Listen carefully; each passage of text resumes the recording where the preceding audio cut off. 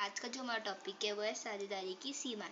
तो फर्स्ट है हमारा असीमित दायित्व। यदि फर्म की देनदारी को चुकाने के लिए व्यवसाय की संपत्तियां पर्याप्त नहीं है तो साझेदारों को इसका भुगतान अपने निजी स्रोतों से करना होगा।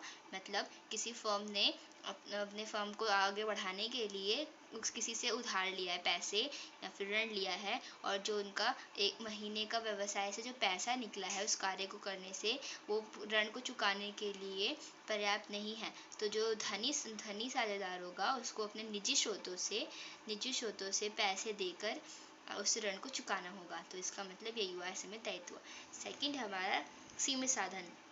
साझेदारों की संख्या सीमित होती है, इसलिए बड़ी पैमाने में व्यावसायिक कार्यों के लिए उनके द्वारा लगाई गई पूंजी अपर्याप्त होती है। यानी कोई बड़ा काम आया है और साझेदार तो सीमित संख्या में ही है, तो उस कार्य को नहीं कर सकते, जिससे क्या होता है जो उनका फर्म का जो आकार होता है वो बढ़ नहीं पाता है। उनकी जो फर्म होती है जितना वो छोटा खोला है उतना ही वो रह जाता है, क्योंकि वो बड़े काम को कर नहीं पाते। क्योंकि साझेदार तो बहुत कम संख्या में है, इसलिए वो बड़े काम को ले नहीं सकते। और उस काम को करने के लिए अगर वो काम वो करते हैं तो उनसे क्या होता है कि उनके जो पहले वो छोटे व्यवसाय पे थे, फिर वो आगे बढ़कर बड़े लेवल पे आ जाते हैं। पर जैसे क्या होता है सीमित साधन। थर्ड है हमारा परस्पर विरोध की संभावना। साझेदार में निर्णय लेने के अधिकार को बांटा जाता है, जिससे कुछ परिस्थितियों में यदि मतभेद हो जाता है तो इससे उनके बीच विवाद हो सकता है।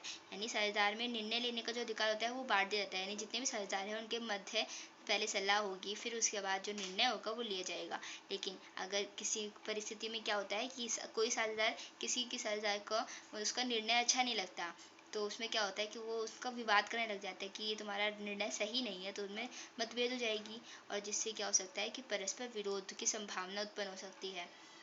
तो नेक्स्ट है हमारा निरंतरता की कमी। किसी भी एक साझेदार की मृत्यु, अवकाश ग्रहण करने, दिवालिया होना अथवा पागल होने से साझेदार की समाप्त हो जाती है। इसे सभी की सहमति से भी कभी भी समाप्त कर दिया जाता है।